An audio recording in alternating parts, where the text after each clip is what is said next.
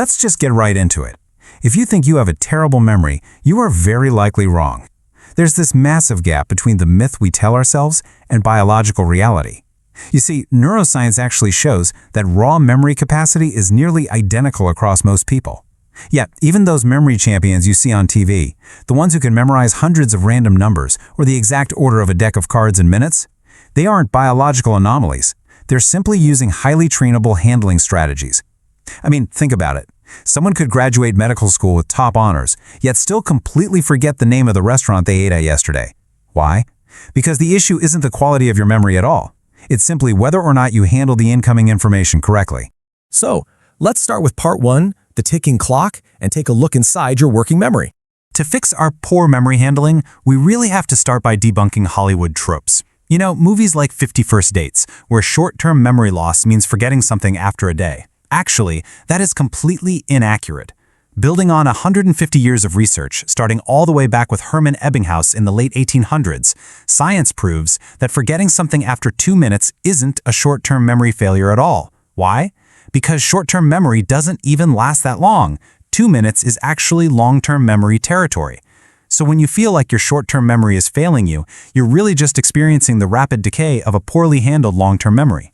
In reality, you are working against an incredibly short 15 to 30-second ticking clock before new information naturally decays and is just lost forever. That's it. That is literally all the time you have when you hear a new fact, read a new sentence, or learn a new concept. If you do not actively do something with that information within this tiny window, your brain just discards it. The absolute crucial point here is understanding what happens in that tiny 30-second window. In modern neuroscience, we call this your working memory. Picture this brief period as a physical workbench inside your mind. Imagine new information arriving on this workbench like raw, unshaped chunks of Play-Doh. If you just stare at that Play-Doh for 30 seconds, well, nothing happens, right? It doesn't magically form into a meaningful shape on its own. And if you don't actively mold it before that clock runs out, it gets mercilessly swept right off the workbench and straight into the forget pile. Which brings us to part 2, the art of memory handling, or shaping the Play-Doh. Surviving this ticking clock requires our very first major strategy, ditching passive consumption and learning how to actively shape that metaphorical Play-Doh. Passive consumption is what most of us do, right? Rereading a paragraph, dragging a highlighter across the text, just kind of hoping it sticks through sheer repetition. But neurologically speaking, that leaves the Play-Doh as a raw, meaningless lump. To beat the clock, you must actively handle it. You have to extract key concepts instantly. Ask yourself, how can I explain this intuitively? Transform that raw data into something personally meaningful, like turning a sphere and a pyramid of Play-Doh into an ice cream cone. Transforming raw data into something meaningful is exactly what shunts it safely into your long-term memory. All right, moving on to part 3, the weight limit and avoiding cognitive overload. So time isn't your only enemy on this biological workbench. You also have to contend with a severe, crushing weight limit. Your working memory is astonishingly fragile. Early research used to suggest we could hold about 5 to 9 items in our working memory, but we now know it's actually much more about the conceptual weight of those items. Let me explain. Remembering 7 random numbers is incredibly easy. They're very light items. But a single, dense, heavy medical term, like say serotonin syndrome, can literally crush the workbench all by itself if you aren't familiar with it. When you try to cram too much heavy information onto the workbench at once, you hit cognitive overload. And once your brain is overloaded, learning just completely shuts down. To survive this cognitive overload, you have to be super strategic. First off, handle information instantly. Do not read a whole chapter with the intent of making sense of it later. By the time later comes, those 30 seconds are totally up and the information is long gone. Second, use a stop-start approach. Read a little, pause, mold the Play-Doh, make sense of it, and only then open the floodgates for more. And finally, fiercely protect your workspace. Did you know that distracting background noises, like someone talking nearby, literally occupy physical space on your working memory workbench? It's true. Block it out with noise-canceling headphones to give your brain the absolute peace it needs to operate. Now for part 4, retrieving the masterpiece, pulling from long-term storage. Okay, so once you've successfully molded a concept, avoided overload, and safely passed the info off the workbench into your long-term memory, you're good, right? Well, actually, not quite.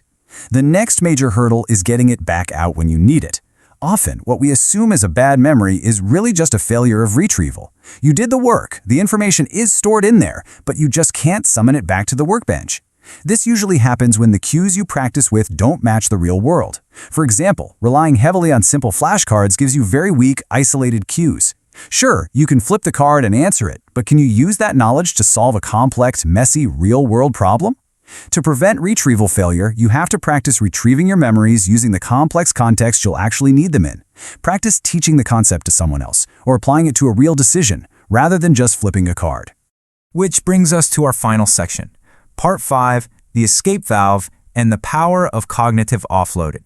When you are dealing with a massive influx of heavy, complex concepts, let's say you're learning an entirely new field of study, there is one final strategy that acts as the ultimate biological hack for your brain's weight limit. And this is honestly my absolute favorite strategy. Think on paper. You are essentially turning a physical notebook into an external hard drive for your mind.